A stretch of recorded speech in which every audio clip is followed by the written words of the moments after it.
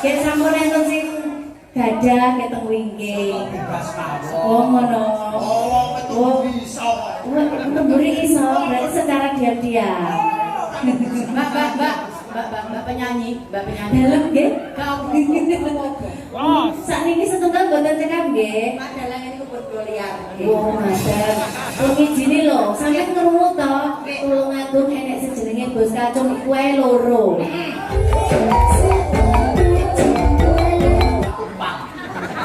Betul ta? Nggih, lek pucuke niku kan empat. Ah, nggih. Empat mriki lho, Mas. Nggih. Untuk mriki bablas ora sapa. Wah, bisa mawon teng mriki. Luar biasa, Mbak. Nggih. Kemarin kan gini Ponorogo niku kan nggih sedaya niku kan nggih remen Mas nggih. Leres nggih. Langgane nggih remen. Nggih. Napa reok Sineman. nggih remen pamunggutan napa melih menika para kadang sutresna mboten namung laladan ringin Mas Cahyo. Nggih. Saking Balong rawuh, Nggih. saking Singgil rawuh, Alhamdulillah. saking Danyang Ponorogo rawuh, Madiun rawuh, Magetan rawuh, Tenggalek ugi rawuh teng mriki. Alhamdulillah nyaturaken panuwun. Yen kok apa kiai kiai sing rawuh rene? Lho nggih kula nek teng Ponorogo nggih niku wau sak ubek-ubek niku kula nggih teng mriki mawon dados apal. Dulur mriki niki kula apal. Nggih. Balong Singkil tenggene Banjak Sedarat Kulon titik ana Sumarata, Nggih. Bablas mriko tenggene Sampung. Nggih.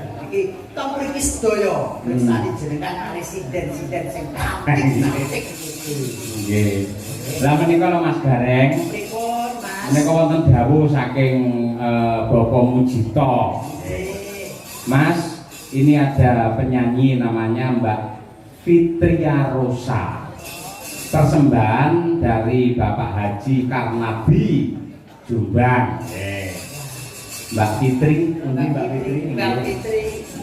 Jadi sempat kesana migak. Oke, nggih. Tak tak dang. Oke, Mbak Fitri berpacu dalam Melodio.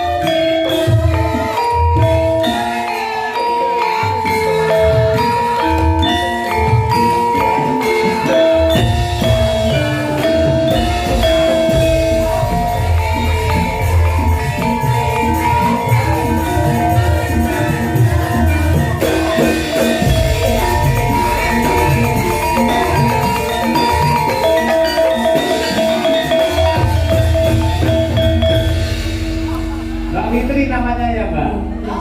Dalem? Namanya Mbak Fitri. Nggih, leres. Nggih, perkenalkan nama saya Idul. Mas Idul. Kersane Pripun? monggo cegat. Kula mriko. Nggih, nggih. Lajeng kula lek cedak-cedak kali dalang ingkang bagus ngeten ra diter lho kula. Waduh. Yen sampun enten sing gadah keteng wingking. Bebas mawon. Oh ngono. Oh, betul bisa. Memberi iso berarti secara diam-diam. Mbak penyanyi. Dalem nggih? Los. Sakniki setunggal mboten cekap nggih. Madalang ini kebun liar. Oh, madam. Pengijini lho, sampeyan krungu to, Tulungagung enek sejenenge Bos Kacung iku ae loro. Mosok ya Pak Dalang ya mek sitok. Aku tetep sitok. Seneng ya? Ngene sesuk lak prei kula. Diparingi rezeki kali Pak Mujito. Muga silan tak jak ning mall tak kon tuku baju ya sampean ngene. Iya ta? Waduh. Dan pojok. Nek lek sandal jinjit mau, bujuk kula nanti glundung malah nggih. Iya ta? Oh nggih, nek telegram mawon Pak Dalang. Pesan yo, upami Mbak Kesi kagum baju kados teknik ngeten iki. Budal ning Ponorogo ngoten kula ngeten. Piye? Ini apa ngono kuwi jenenge? Tegese gungan Mbak Yuku. Oh. Niki kok ya ngantek gawe ngono wis. Kula nggih ngoten. Mbak Fitri. Nggih, Mas. Alhamdulillah sowan teng dalemipun Pak. Bapak Mujito, Pak Mujito. bener, Bapak Ayah Mujito selamat malam. Semoga hajatnya dilancarkan dan sehat-sehat, rezekinya lancar bersama ibu, nggih. Ya, amin. Saya tuh saking anu nggih, Mbak. Kula. Bapak Haji. Nggih, betul. Dari Bapak Haji Irfan Karani dari Jombang. Dan Kemudian aslinya mana? kula tanggine sinten iki wong? Mbak E Mbak Tulungagung. Mbak Pino. Tulungagung nggih. Saya Tulungagung. Pengen perso jenengan tepang Gunung Bolo. Bolo kuwi mbiyen anu bekasku. Bekas tak liwati maksudnya Mas. Omahku sik ngalor maneh. Jembatan Mujang siji nggon ketek-ketek kae. Iya ya sih termasuk kaya. Yo, ketek-ketek kae. Pidul. Iya bener toh. Jembatan Mujang nggon ketek-ketek. Idul. Kae ngidul. Nenek bangsu protolon terus mulon. Oh layak kok pakai temriko Mas. Nggih. Mbak Fitri ke. Ah, selak ijo. Nggih, kula mantane niku, sak ijo niku.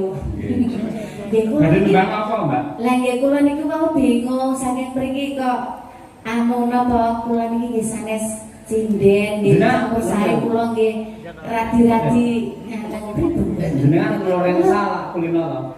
Itu jadi-jadi. Oh, ngaten. Nggih. Kula to. DJ. Nggih radi. Anu? Nggih, kula manut mawon. Pokoke jalan ngoten mangke kan dibantu kali Mbak Nggih toh, sinden jenengan nggih. mau nitih napa? Kula nitih anu Mobil? boten dokar. Oh, itu ora tau jedok, Mbak. Kula biasanya dijedang malah. Wah, berat. Waduh. Bilang iki. Ono sinden ngono kabeh genaku ngerokok aku men. Tambahan nggih. Anu riyen mawon napa sing lagi lha iku nggih nggih. Nggih. Nggih. Saya Mbak, jenengan Napa? mboten kulino teng wayang to? Kula Ngene. namung sepindah niki tasih teng wayang niku. Lagi wayang iki sutradara ini dalam ketika dalam Betul. puncak tukang tambahan itu sendika dawuh. Nah, ngoten lho.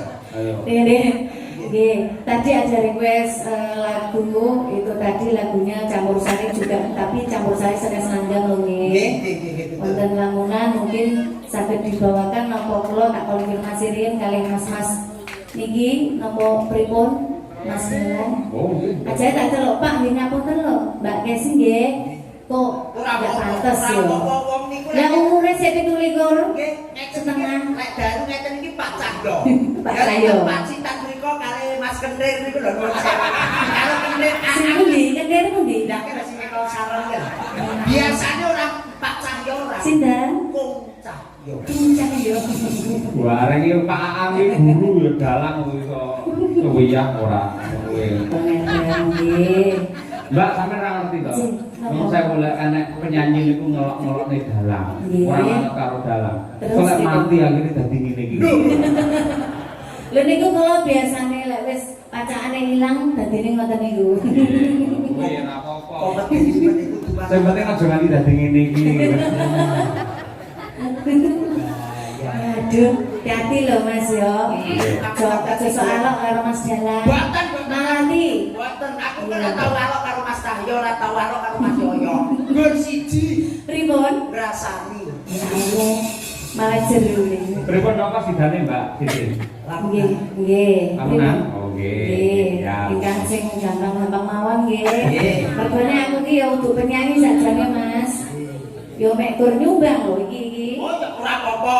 Iya, mek iso-isonan ya. Penting nyumbang Mas Cahyo nggih. Penting nyumbang. Ya, sing penting nyumbang donga ya penting lho Mas. Nggih. Monggo dipun aturaken kanca-kanca Madangkara lamunan. Ayo kenen Mbah Wiraman. Ayo. Ayo. Satu kawataran. Enggak. Sampeyan apa anteng langsung? Nggih to. Nyaman jenengan iki kula nggo mawon pemarep kok. Waduh, iki adem-adem lho aku ya kudu disanding iki. Ya wis, ora masalah. Oke, jenengan nyanyi kula tak cedak jenengan. Ayo wis, mangga sampeyan Mas. Nggih. Monggo aturaken lamunan. Nggih.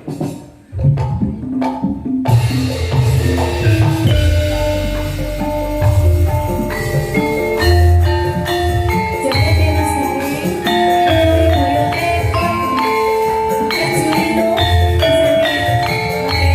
Oke.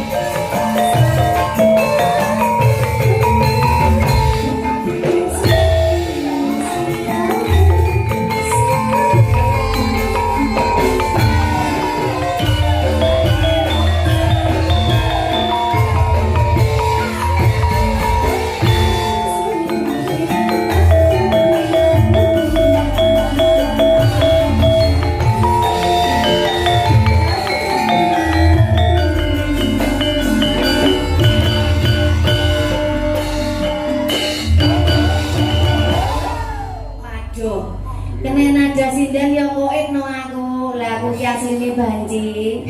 Tenang, saestu. Aduh. Mas Gareng, niku wau joget pargoi to. Pargoi. Lah kok sampean sing kuat aku wis boyoken. Loh, jamumu kurang ampuh. Kene ku nyap. Jamune apa? Jamune nek wong Ponorogo ki ya sing akut endhog. Ndok. Endhog Jawa 10. Ngono, karo apa nek? Blek karo susu SDM. Ndak loro ae ndoke. Oh. Wis 10 para ya kelempoken ta ya.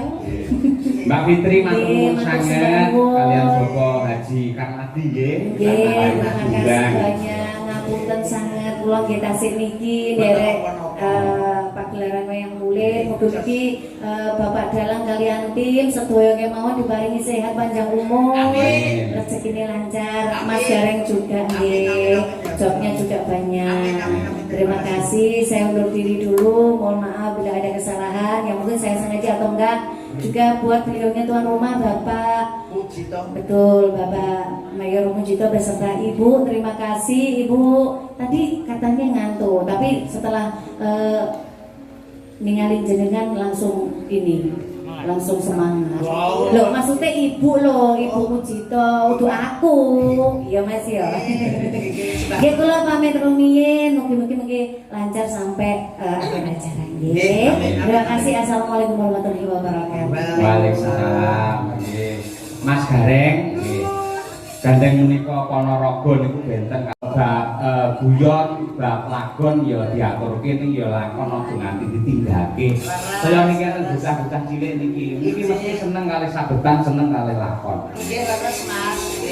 Niki Mila. dalam sinoma sinom nggih rawuh mriki Mas. Nggih, nggih. Mangke dipun lajengaken goro-goro pokoke malah luwih hot full edan.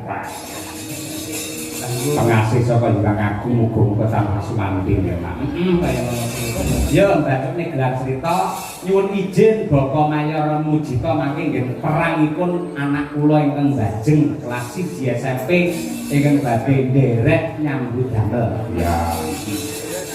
Ya ngaturana lho tak dherekake. Sang patih sikra kanata paris nyakitiku molong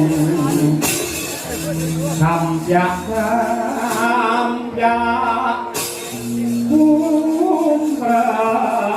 kumrakut lampahe